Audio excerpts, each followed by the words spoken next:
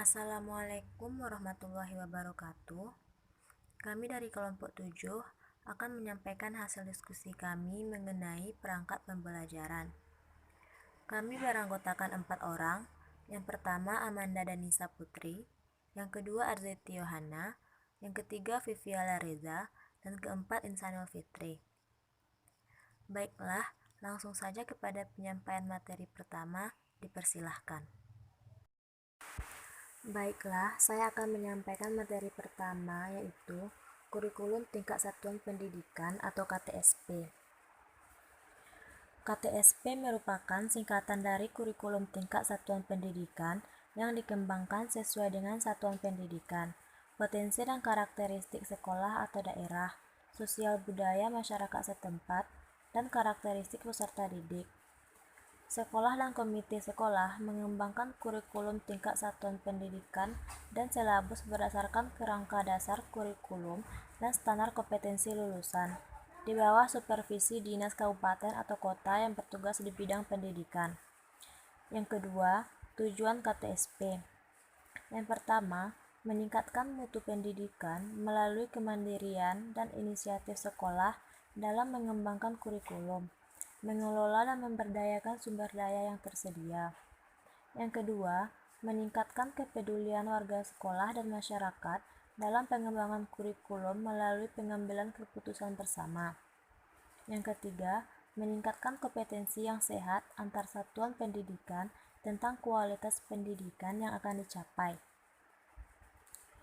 Karakteristik KTSP yang pertama, pemberian otonomi luas kepada sekolah dan satuan pendidikan. Yang kedua, partisipasi masyarakat dan orang tua yang tinggi. Yang ketiga, kepemimpinan yang demokratis dan profesional.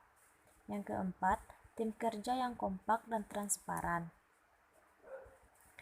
Adapun prinsip-prinsip KTSP yang pertama, berpusat pada potensi, perkembangan, kebutuhan, dan kepentingan peserta didik dan lingkungannya. Yang kedua, beragam dan terpadu. Yang ketiga, tanggap terhadap perkembangan ilmu pengetahuan, teknologi, dan seni.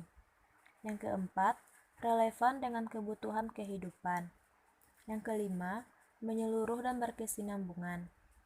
Yang keenam, belajar sepanjang hayat. Dan yang ketujuh, seimbang antara kepentingan nasional dan kepentingan daerah. Adapun landasan hukum KTSP, yang pertama, Undang-Undang Nomor 20 Tahun 2003 tentang Sisdiknas. Dalam Undang-Undang Sisdiknas dikemukakan bahwa Standar Nasional Pendidikan atau SNP terdiri atas standar isi, proses, kompetensi lulusan, tenaga kependidikan, sarana dan prasarana, pengelolaan, pembiayaan, dan penilaian pendidikan yang harus ditingkatkan secara berencana dan berkala. Yang kedua, Peraturan Pemerintah Nomor 19 Tahun 2005. Dalam peraturan tersebut dikemukakan bahwa KTSP adalah kurikulum operasional yang dikembangkan berdasarkan standar kompetensi lulusan atau SKL dan standar isi. Baiklah, saya akan membacakan materi yang selanjutnya, yaitu kelebihan dan kekurangan KTSP. Yang pertama yaitu kelebihan KTSP. Dalam pembelajaran adanya komunikasi dua arah antara guru dan siswa. Yang kedua, pembelajaran berpusat pada siswa. Yang ketiga, penggunaan pendekatan dan metode yang bervariasi. Yang keempat, sumber belajar yang bervariasi. Yang kelima, seorang guru benar-benar digerakkan menjadi manusia yang profesional yang menentukan kreativitas. Kekurangan KTSP, minimalnya sosialisasi dan kesiapan saran dan perasaan pendukung pendidik, dan terutama sekali kesiapan guru dan sekolah untuk menyusun dan mengembangkan kurikulum sendiri. Kurikulum 2013.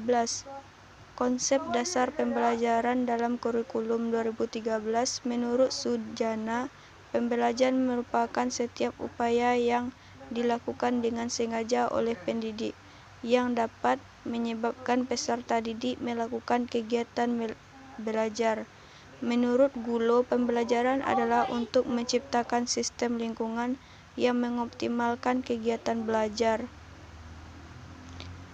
Lanjut karakteristik kurikulum 2013. Yang pertama yaitu isi atau konteks kurikulum, yaitu kompetensi dinyatakan dalam bentuk kompetensi inti KI, satuan pendidikan dan kelas dirinci lebih lanjut dalam kompetensi dasar KD mata pembelajaran. Yang kedua yaitu kompetensi inti KI, merupakan gambaran secara kategorial mengenai kompetensi dalam aspek sikap, pengetahuan dan keterampilan kognitif dan psikomotor yang harus dipelajari peserta didik untuk suatu jenjang sekolah, kelas dan mata pembelajaran. Kompetensi dasar KD merupakan kompetensi yang dipelajari peserta didik untuk suatu tema untuk SD atau MI dan untuk mata pembelajaran di kelas, terutama untuk SMP atau MTS, SMA atau MA, SMK atau MAK. Selanjutnya yaitu kompetensi inti dan kompetensi dasar di jenjang pendidikan menengah diutamakan pada ranah sikap, sedangkan pada jenjang pendidikan menengah berkembang antara sikap dan kemampuan intelektual, kemampuan kognitif tinggi. Selanjutnya yaitu kompetensi inti menjadi unsur organisatoris, organizing elements. Kompetensi dasar yaitu semua KD dan proses pembelajaran dikembangkan untuk mencapai kompetensi dalam kompetensi inti. Selanjutnya kompetensi dasar yang dikembangkan didasarkan pada sikap akumulatif, saling memperkuat dan memperkaya antar mata pembelajaran dan jenjang pendidikan, organisasi horizontal dan vertikal, diikat oleh kompetensi inti. Selanjutnya, silabus dikembangkan sebagai rancangan belajar untuk satu tema SD.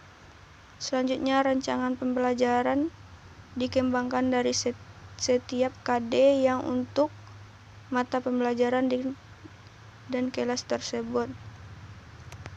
Selanjutnya yaitu proses pembelajaran dalam kurikulum 2013. Yang pertama, pembelajaran intrakurikuler. Pembelajaran intrakurikuler ini didasarkan pada prinsip-prinsip sebagai berikut. Yang pertama yaitu proses pembelajaran intrakurikuler adalah proses pembelajaran yang berkenaan dengan mata pembelajaran dalam struktur kurikulum dan dilakukan di kelas, sekolah, dan masyarakat. Yang kedua yaitu proses belajar di SD berdasarkan tema sedangkan di SMP, SMA, dan SMK berdasarkan rancangan pelaksanaan pembelajaran yang dikembangkan guru. Yang ketiga yaitu proses pembelajaran didasarkan atas prinsip pembelajaran siswa aktif untuk menguasai KD dan KI yang memuaskan. Selanjutnya, proses pembelajaran dikembangkan atas dasar karakteristik konten kompetensi. Selanjutnya, pembelajaran kompetensi untuk konten yang bersifat developmental dilakukan berkesinambungan antara satu pertemuan dengan pertemuan lainnya. Selanjutnya, proses pembelajaran tidak langsung terjadi pada setiap kegiatan belajar yang terjadi di kelas, sekolah, rumah, dan masyarakat. Selanjutnya, proses pembelajaran dikembangkan atas prinsip-prinsip belajar siswa aktif melalui kegiatan mengamati, menanya, menganalisis, dan mengkomunikasikan. Selanjutnya, pembelajaran remedial dilaksanakan untuk membantu peserta didik menguasai kompetensi yang masih kurang. Selanjutnya, penilaian hasil belajar mencakup seluruh aspek kompetensi bersifat formatif dan hasilnya serta diikuti dengan pembelajaran remedial untuk memastikan penguasaan kompetensi pada tingkat memutuskan. Selanjutnya yaitu pembelajaran ekstrakurikuler. Pembelajaran ekstrakurikuler adalah kegiatan yang dilakukan untuk aktivitas yang dirancang sebagai kegiatan di luar kegiatan pembelajaran terjadwal secara rutin setiap minggu. Selanjutnya, model pembelajaran yang sesuai dengan kurikulum 2013. Model inquiry learning. Langkah-langkah dan model inquiry yaitu observasi atau mengamati berbagai Yang pertama, observasi atau mengamati berbagai fenomena alam. Yang kedua, mengajukan tentang fenomena yang dihadapi. Yang ketiga, mengajukan dugaan atau kemungkinan jawaban. Yang keempat, mengumpulkan data yang terkait dengan dugaan. Yang kelima, merumuskan kesimpulan berdasarkan data yang telah dianalisis. Selanjutnya yaitu model discovery learning. Yang pertama yaitu stimulasi. Memberikan stimulasi. Guru memberikan stimulasi dapat berupa bacaan, gambar, situasi sesuai dengan materi pembelajaran. Yang B, problem sistematik. Mengidentifikasi masalah. Peserta didik diharuskan menemukan masalah apa saja yang dihadapi. Yang C, mengumpulkan data. Peserta didik diberikan pengalaman mencari dan mengumpulkan data yang dapat digunakan untuk menemukan solusi pemecahan masalah. Yang D, verifikasi.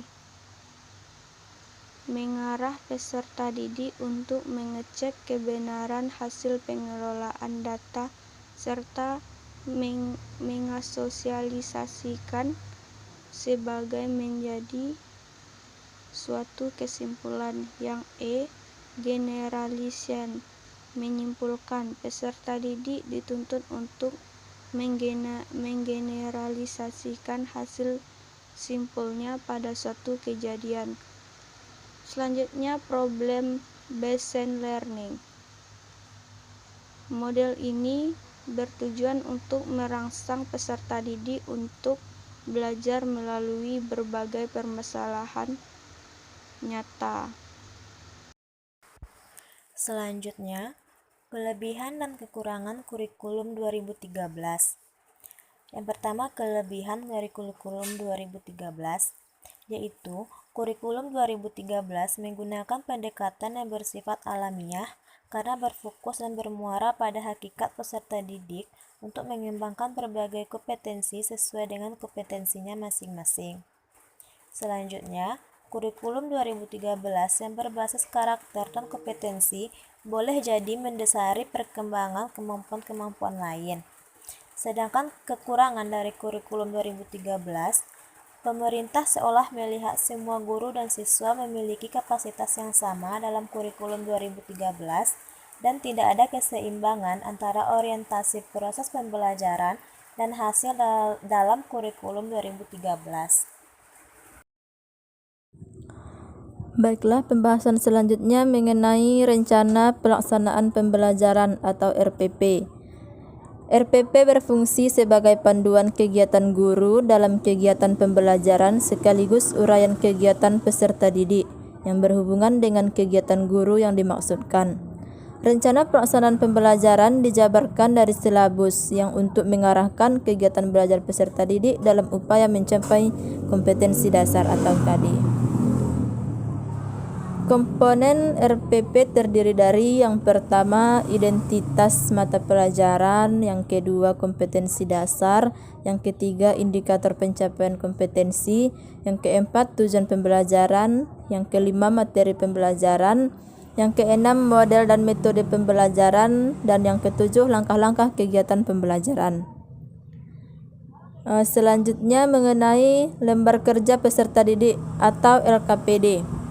Lembar kerja peserta didik atau LKPD dapat berupa panduan untuk latihan pengembangan aspek kognitif maupun panduan untuk pengembangan semua aspek pembelajaran dalam bentuk panduan eksperimen.